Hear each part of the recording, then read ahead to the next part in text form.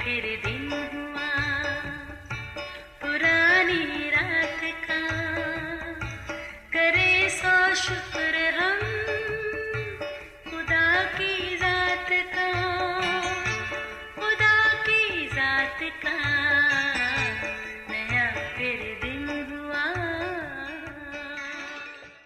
आज की आयत। यीशु ने उनकी तरफ फिर कर कहा, आए यरूशलेम की बेटियों, मेरे लिए ना रो, बल्कि अपने और अपने बच्चों के लिए रो। लूका 23 बाब 28वीं आयत। अजीज़ों, ज़िंदगी को जहाँ और बहुत सी चीज़ों से तशबीह दी जाती है, वहाँ ये भी कहते हैं कि ज़िंदगी फूलों की सेज नहीं, और हकीकत भी यही है।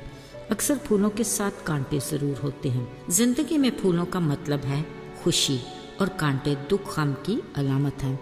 खुशी और हंसी बात समझ में आती है, मगर दुख गम या रोना गोया बेबसी, बुड़बुड़ाना, मक्कारी, नाकामी या किसी के दुख को महसूस करना कहलाता है।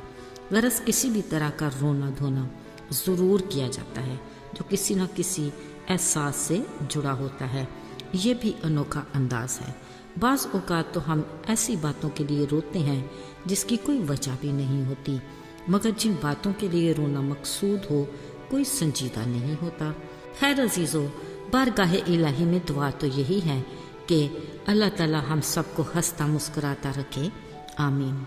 अजीज़ों, पाक व बेअब बरे यीशु मसीह का अजीम मिशन धीरे धीरे अपने तकमील की तरफ बढ़ रहा है।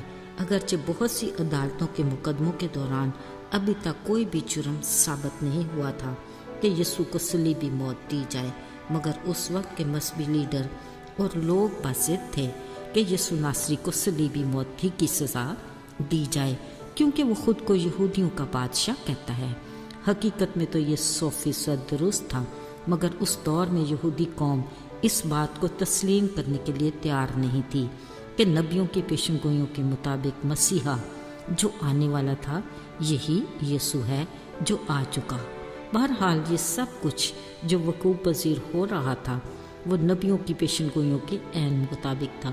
सो पिलातूस ने खुद को बरी उल्ज़िमा करके लोगों के बेहद इसरार पर यीशु को सलीबी मौत सुना दी।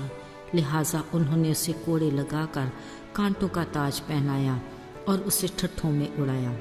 अजीज़ों, ये मंजर इंतहाई तकलीफ दे था जब वो अपनी सलीब कंधों पर उठाए खोपड़ी की जगह जो गुलगुत्ता कहलाती है जा रहा था। यूँ लगा गिरते संभलते उठते चलते नजात का ये सफ़र तवील होता जा रहा है। मगर अजीज़ों, ज़रा दिल से सोचे तो इसकी गहराई में कितनी खूबसूरती होगी जो अब तक फ़कत यीशु ही महसूस कर पा रहे होंगे। इस कारवां में शामिल बड़ी भीड़ और यीशु को प्यार करने वाली वो ख़वातीन रोती पीटती उसकी दुख की तस्वीर के दूसरे रुख से बिल्कुल बेखबर थीं। एक बार तो यीशु ने ज़रूर अपने दुख में रोती औरतों के प्यार को महसूस किया होगा, मगर दूसरे ही लम्हे उन्हें उन पर तरस आया तो पलट कर कहा, आए यरूशलेम की बेटियों, मेरे लिए ना रो, बल्कि अपने और बच्चों के लिए रो। वो अच्छे से जानता था कि ये सादा लोग बशमूल उसके शागिर्द इस दुख भरे नजात के सफ़र और कुफारे के अजीम मकसद को समझ नहीं पा रहे। वो अपनी महदूद सोच और अदम मार्फत की बदौलत यीशु की मंजिल की इंतहा वो खोपड़ी की जगह ही समझ रहे थे जहाँ यीशु को मसलूब किया जाना था। उनके ख्याल में कुछ देर के बाद ये सब कुछ किस्सा ए पारीना बन जाएगा जिसे कोई याद भी नहीं करेगा। अजीज़ों, अगर हम भी उस दौर में होते तो यकीनन इन दुख गम में रोते लोगों में से ही शामिल होते, मगर आज हम कलाम पाक की बदौलत जानते और यकीन रखते हैं कि यीशु के इस अजीम मिशन का मकसद हम गुनाहगारों की गुनाह से रिहाई और तोहफे में हमेशा की ज़िंदगी है।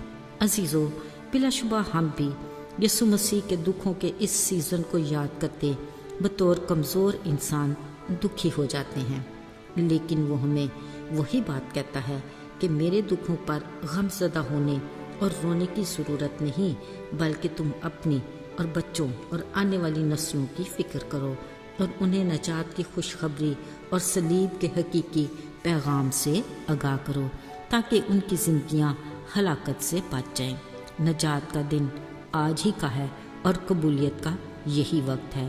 ایسا نہ ہو کہ نجات کا دروازہ بند ہو جائے، کیونکہ اب کی بار جب وہ شان و شوکت چھوڑ کر آئے گا تو وہ انصاف کے تخت پر بیٹھے گا۔ بلا شبہ ہر ایک کے کام کے موافق دینے کے لیے اجر اس کے پاس ہے۔ آئیے دعا کریں۔ آئے آسمانی باپ، ہم تیری اس عظیم قربانی کے لیے شکر گزار ہیں۔ تیرے مار کھانے سے ہمیں گناہ کے مرض سے شفا ملی۔ ہمیں دلیری عطا کر کہ ہم دوسروں تک تیری صلیب کے حقیقی پیغام کو لے کر جائیں، تاکہ وہ بھی تجھ پر ایمان لا کر تیرے گھرانے میں شامل ہو جائیں۔ یسوع کے پاک اور مبارک نام میں آمین۔